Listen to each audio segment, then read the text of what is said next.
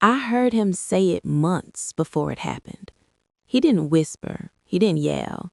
He sounded calm, practical. I was on the couch, pretending to sleep. The kitchen window was open, the traffic outside humming like nothing mattered. He thought I was asleep. I just need her to forget. He said into the phone. Once she does, it'll be easier. She won't fight anymore. I froze. There was a pause, and then he continued, quiet and precise. No, not everything. Just enough. I stayed perfectly still. My heart didn't race, my breath didn't change. Some part of me understood immediately. This wasn't a threat. This was a decision. I didn't confront him. I didn't cry. I didn't run. I prepared. The next morning, I started recording. Not on my phone, too obvious. I found an old camera in a drawer, dusting it off like it had been waiting for this day. I recorded voice memos under random file names, photos uploaded to cloud accounts he'd never check. I recorded him when he thought no one could hear, the temper, the manipulation, the way he explained my confusion back to me like I was broken. I recorded myself too, my name, the date, what I knew to be true. "If you're watching this," I whispered once, staring into the lens, "it means he followed through." The first changes came quietly. I forgot where I put my keys, then entire conversations, then the reason I had opened a browser tab. He noticed before I did. You've been more relaxed lately, He said, pleased. See, I told you things would improve. And then the medication started.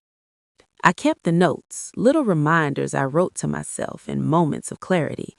They were tucked everywhere, behind books, in coat pockets, even under the bathroom sink. At first, I thought they were just warnings, but they became more than that. They became instructions. Check this, record that, take a picture of this, memorize that. Each note, each recording, each photo helped me remember little pieces of me that he thought he could erase. I called them my breadcrumbs, my trail back to myself. Weeks passed, months. My memories weren't fully gone, but they were slippery, like fish I couldn't quite hold. Every note and recording became a lifeline. I started planning. Not revenge, justice. I imagined the court, the evidence lined up perfectly, his voice, his handwriting, his threats. Everything I had collected would lock him away forever. That was the plan.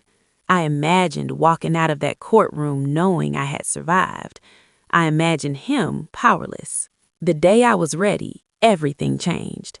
I had the final recording queued. I had emails scheduled. I had backup copies hidden everywhere. The evidence would speak for itself. I just needed to trigger it. But I didn't get the chance. It happened at 3:17 in the afternoon. I was sitting in the living room, reviewing notes, double-checking the recordings, when the phone rang. It was the neighbor. "You need to come outside," she said. I ran. Across the street, emergency lights, smoke curling from the garage, people yelling. He was gone. A freak accident. A car had slid, hit a pole, and sparked a fire. By the time the firefighters pulled him out, it was too late. I felt nothing.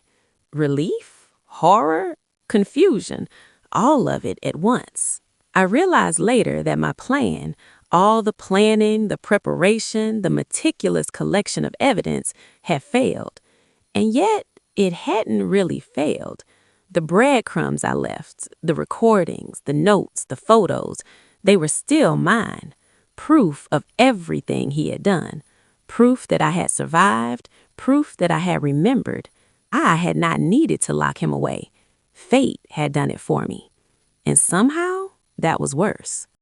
People ask me why I keep the notes, why I still have the recordings, why I review the photos sometimes late at night, even when nothing is happening. Because the plan wasn't mine anymore. Because the memory of what I endured, what I nearly lost, is too important to forget.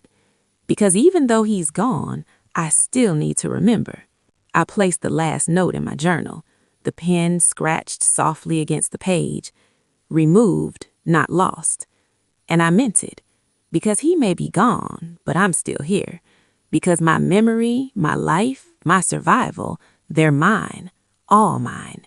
And this time, nothing can take them.